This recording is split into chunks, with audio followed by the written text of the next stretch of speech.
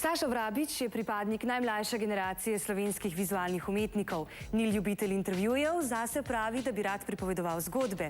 Obiskali smo ga v njegovem ateljeju.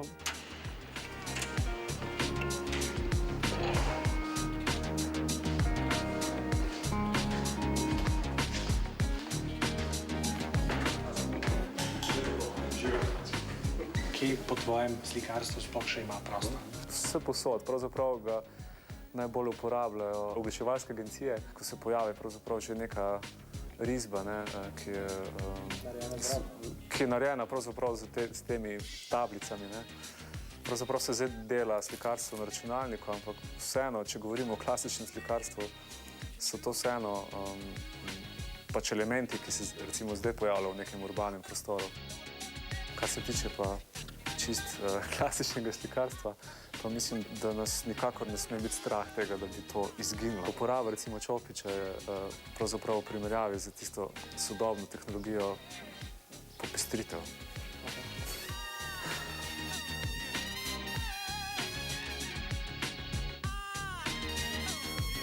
Zdaj delam pač eno serijo slik za mojo naslednjo razstavo Pogrešani ekrani.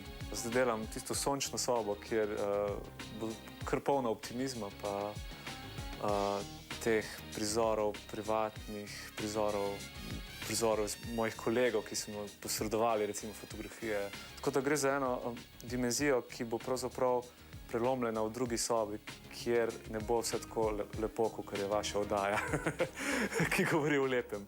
Pravzaprav gre za nek thriller.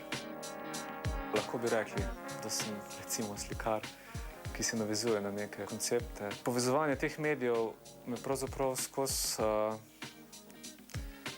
spominja na to, da bi lahko naredil recimo film v nekem ambientalnem prostoru, kot je galerija. Kot neko režijo, ki se ustvarja skozi podobo, zvok, celo von.